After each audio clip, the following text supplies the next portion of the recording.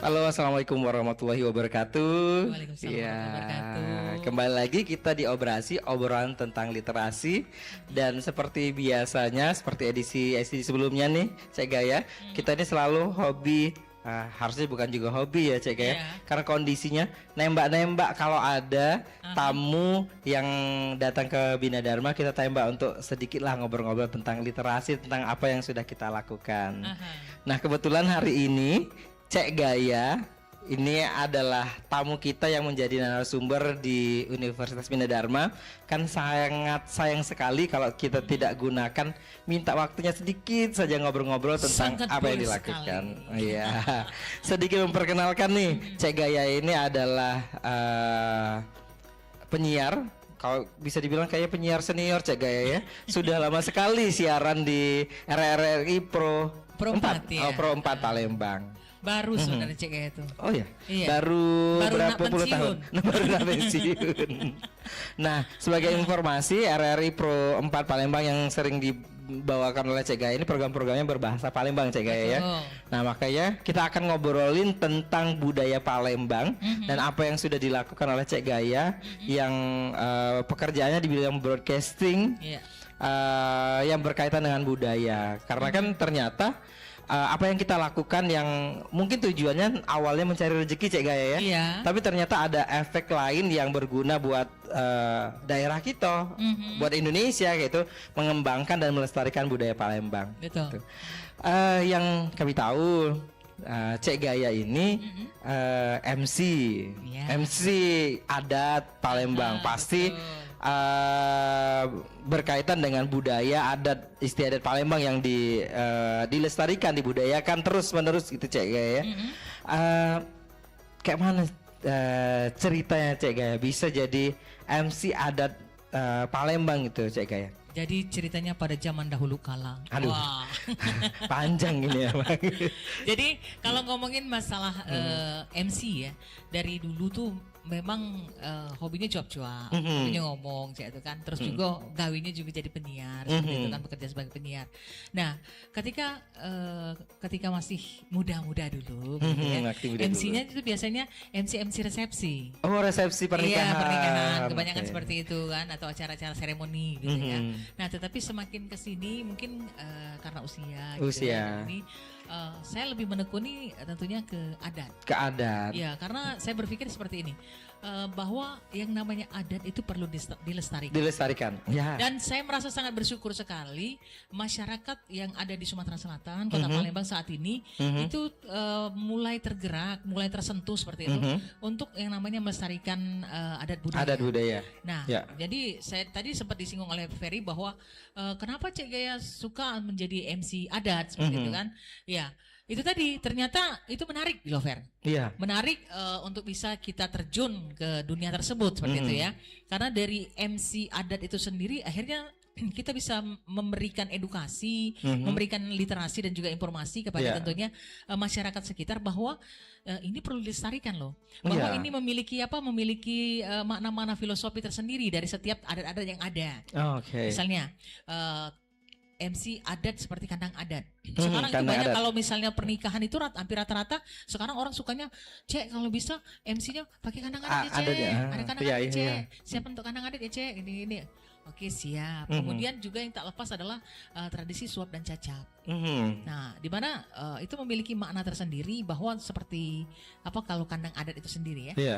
Membentangkan kain songket ketika kehadiran dari calon mempelai pria ke rumah mempelai wanita begitu. Itu bukan bermaksud untuk menghalangi mempelai pria. Iya. Tetapi di situ ada di situ mulai adanya perkenalan antara keluarga Keluarga. dari kedua tadi begitu ya, di mana yang menjadi juru bicaranya saling berbalas pantun. Itu kan merupakan sebuah tradisi dan budaya sendiri yang harus kita lestarikan begitu ya. Iya. Nah, kemudian di sisi lain begitu, dengan adanya kandang adat itu sendiri memiliki makna bahwa begitu berharganya seorang perempuan, ya, jadi tidak sembarangan. Tidak sembarangan. Jadi Oke. kalau mau mendekati anak perempuannya Perempuan. orang, begitu ya. Jadi nggak sembarangan. Jadi kamu harus bisa dulu balas pantun kita nih, kayak gitu. Baru kandang adatnya baru bisa kita buka. Seperti itu Apalagi kurang lebih. perempuan Palembang. Betul sekali. Nah, jadi itu makna-makna yang tentunya makna filosofi yang tentunya ini harus diedukasi kepada masyarakat.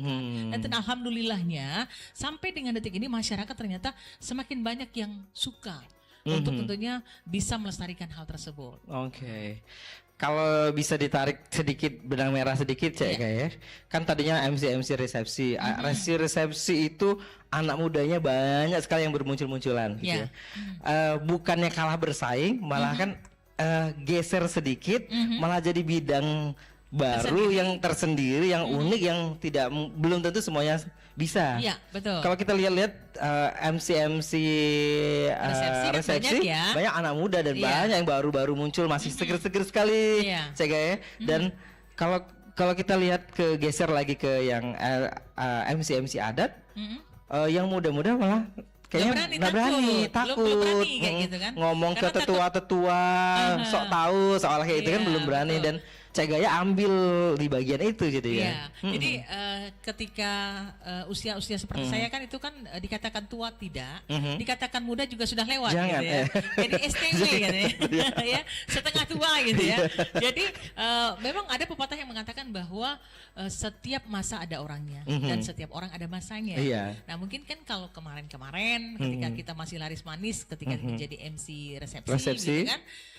Ini saatnya kita bergeser begitu kan. Kita memberikan kesempatan kepada yang muda gitu ya. Tetap laris manis. Tapi tetap laris manis. Tetap MC tapi yang adatnya. Yang beda, oh iya. Dan saya sukanya kenapa MC adat itu nggak lama. Kalau MC resepsi kan dari 8 sampai jam 12 selesai gitu ya. bubar. Kalau itu udah selesai di ini ya udah selesai gitu kayak gitu aja. Bawain acara misalnya kandang adat, cuap-cuap. Udah selesai itu udah langsung pulang kayak gitu.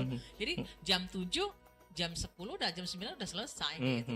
Udah balik lagi ke rumah. Honor sudah duluan. Honor udah dapat. Yang lain masih jalan gitu. Iya, yang lain tuh sampai jam 12 malam. Ini kita udah bisa ngerjain yang lain kayak gitu. Dan plusnya tadi selain jadi profesi baru gitu ya. Kita juga memberikan pengaruh yang baik juga ke kebudayaan gitu. Ternyata kita sekaligus melestarikan budaya Palembang, budaya lokal gitu ya, Cak Gaya. Oke. Itu tentang MC. Dari MC kan public speaking, terus jadi ke adat budaya gitu, Cak Gaya, berefek ke situ. Terus selain MC-nya ngomongnya langsung ke adat budaya langsung, karena MC adat, ternyata kebawa ke pantun, Cak Gaya ya. Ke pantun terus ke lagu daerah gitu, Cek Gaya. Kalau dari kami yang melihatnya kan karena sering MC, sering menggunakan pantun, jadilah laju-lajulah kalau kata orang Palembang gitu, laju-lajuan gitu. Akhirnya kan jadi praktisi, bukan praktisi public speaking MC saja, jadi praktisi budaya pantun gitu, Cek Gaya. Benarkah begitu, Cek Gaya, story atau ada ilmu lain nih yang kami belum tahu nih, Cek Gaya? Jadi kalau ngomongin Cek Gaya, kenapa jadi akhirnya ke pantun-pantun ya? Tapi Cek Gaya dulu walaupun nge-MC memang itu dikenal dengan, kalau di kantor gitu ya, itu dikenal dengan ratunya pantun. Kalau di kantor, tapi itu kan julukan dari kantor gitu ya. Cuma nggak tahu kalau dari luar gitu kan. Nah jadi kalau di luar raja dan ratu jangan-jangan. Jadi kalau misalnya bawain acara apapun itu pasti ada pantunnya. Entah serah terima jabatan atau apa, di saat resmi saya gitu kan. Tapi setelah itu gitu kan, ketika ada di waktu senggang hiburannya, maka pasti pantun akan saya tampilkan. Nah, kenapa kok Cek Gaya larinya ke pantun, Cek Gaya begitu kan? Sementara Cek Gaya tadi kandang adat dan segala macam gitu kan. Itu tadi saya itu orangnya suka mencoba segala-galanya. Belajar loh ternyata terus gitu kan. Mencoba itu belajar terus lagi. Menggali lagi kayak gitu kan. Oh ternyata ini bisa membuat saya menjadi menjadi kepuasan tersendiri aja kayak gitu. Jadi bukan saya menganggap bahwa saya praktisi atau segala macam, enggak, tapi saya adalah pelakon ya. Pelakunya itu sendiri kayak gitu kan, pelakunya itu sendiri yang mana saya terjun langsung nih kayak gitu kan. Kalau MC saya pantun, kalau saya bawain acara kandang adat segala macam kan juga pasti larinya ke pantun kayak gitu kan. Dan saya merasa tertarik dengan pantun itu sendiri, tujuannya tak lain tak bukan adalah tadi ini dengan pantun, kata saya tadi kan ketika saya memberikan materi tadi, dengan pantun tuh kita bisa mengungkapkan segalanya. Ya. Mungkin kan kalau kita ngomong secara face to face, ngomong kayak gitu, kesinggung, iya kita mau nyindir marah. atau apa misalnya, tapi nanti dibawaannya tersinggung. Nah, tetapi kalau kita misalnya menggunakan pantun, itu insya Allah kayak gitu kan, biasanya sampai. Iya. Sampaikan. Lebih terasa soft spoken kalau Betul anak sekarang sekali, bilang ya. betul Oke. sekali. Jadi Iya, itu iya. yang membuat saya akhirnya tertarik ke situ. Oke. Nah, tadi yang bisa kita ambil poinnya adalah salah satunya adalah Cek Gaya coba belajar lagi, dicoba Cek Gaya. betul. Artinya kan walaupun sudah ada profesi yang pasti nih, penyiar radio, Ya. MC, masih belajar adat budaya, akhirnya Iya. jadi MC adat. Belajar lagi pengembangan diri jadi pantun. Iya. Yang selalu menggunakan pantun jadi ciri khas tersendiri, akhirnya orang-orang wah kalau Kalau saya mau MC, cari MC yang yang suka bisa pantun, pantun, wah Cek Gaya nih. Ya, gitu. Nah gitu kan, akhirnya pengembangan diri buat kita, jadi profesi juga mengembangkan diri Cek Gaya. Iya. Dan itu juga menjadi branding tersendiri. Jadi Iya, itu menjadi branding ataupun nilai jual tersendiri bagi kita kayak gitu kan. Iya. Ya mungkin kalau yang suka dengan pantun segala macam pasti akan cari kita kayak gitu. Iya. Nah itu saya cari marketnya ke situ kayak gitu. Nah itu poin dari literasi kan sebenarnya Cek Gaya kan. Literasi itu kan bukan cuma menulis, membaca, tapi tadi sarana untuk mengembangkan diri dengan literasi, Iya. memahami betul cara berkomunikasi, memahami betul cara menyampaikan acara secara adat yang adat banget ya itu, jadi kan akan jadi ciri khas tersendiri gitu ya. Terus menggunakan pantun-pantun tersendiri tadi. Nah, artinya si istilah literasi tadi sudah menjadi media untuk Cek Gaya meliterasi diri sendiri dan juga untuk orang lain, menjadi media buat Cek Gaya untuk mengembangkan diri yang lebih lagi kayak gitu. Jadi bukan sekedar wah kita harus literate untuk mendapatkan ilmu, untuk lulus sekolah, lulus kuliah, atau mendapatkan pekerjaan, bukan sekedar itu. Ketika sudah bekerja pun masih harus terus berliterasi, Nah, pengembangan jadi diri. gini Fer, kalau Cek Gaya ini tipe orang yang suka belajar. Dalam arti kata walaupun kita umur, makanya ada pepatah. Sekolahnya berapa tahun ini suka belajar? Nggak tahu pokoknya sekolah berapa tahun. Jadi Cek Gaya itu suka belajar. Jadi kalau seandainya dari kantor nih disuruh ikut pendidikan, pasti mau, pasti nggak pernah nolak. Karena kenapa? Oh jarang-jarang loh kayak kalau kita mau sekolah kan bayar, gitu kan? Ini disekolahin, disekolahin, gitu kan? Kita dapat ilmu kayak gitu kan? Kenapa kita tidak mau kita ambil kayak gitu? Dan hidup ini tidak akan lepas dari yang namanya belajar, Fer. Terus literasi diri. Jangan pernah merasa puas dengan apa yang sudah kita dapatkan. Tapi berupayalah untuk terus belajar dan belajar. Jadi seperti kata Ferry tadi, ketika terjun Cek Gaya di MC untuk yang adat segala macam, itu kan kebanyakan orang takut nih, Fer. Iya, benar. Kita boleh terjun di situ, tetapi juga jangan sok tahu. Oh iya. Tetap harus belajar. Tetap harus bertanya dengan orang-orang yang mengerti. Cek Gaya juga menanyakan hal-hal tersebut yang berkaitan dengan adat itu dengan tentunya teman-teman yang jauh lebih senior lagi, yang dia udah memang apa kalau kata orang tuh ya dedengkotnya lah kayak gitu kan, agar kita tidak salah gitu kan. Jadi kalaupun kita akhirnya dari sini larinya ke sini gitu kan, dari MC biasa larinya akhirnya ke MC adat gitu kan, ini kan menjadi satu nilai poin tersendiri kayak gitu kan, karena tidak semua orang berani mengambil hal tersebut. Tapi kita ambil itu kayak gitu, tapi jangan kita sembarangan kayak gitu. Tetap kita harus paham dulu sebenarnya makna-makna tersendiri dari adat budaya itu seperti apa sih, sehingga kita ketika menjelaskan memberikan literasi kepada masyarakat secara meluas ketika kita MC, kita nggak salah kayak itu kayak. Ya bagus sekali. Jadi menginspirasi buat kita bahwa belajar itu memang benar-benar harus terus menerus gitu ya Cek Gaya. Bisa belajar di tempat formal seperti kita di Universitas Bina Dharma gitu ya, bisa belajar otodidak ya. Ketika ditugaskan kita harus belajar lebih lagi gitu ya. Dan kita juga jangan takut untuk bertanya. Jangan takut untuk belajar dengan orang-orang yang ada di sekitar kita, dan jangan pernah merasa puas dengan apa yang sudah kita dapatkan. Kita harus terus belajar. Dari Ferry Cek Gaya bisa belajar. Begitu juga dari yang lain-lain mungkin yang lebih muda. Jadi jangan pernah berpikir bahwa kita ini kita udah merasa paling hebat nih, udah merasa paling jangan seperti itu. Karena kalau kayak gitu kita akan mati kayak itu. Mati potensi diri kita kan seperti itu. Konsepnya belajar sepanjang hayat ya Cek Gaya ya. Betul. Kapanpun dimanapun dengan siapapun kita itu masih bisa terus belajar. Cek Gaya terakhir. Kasih pesan dong buat penonton Bina Dharma TV, terutama Obrasi,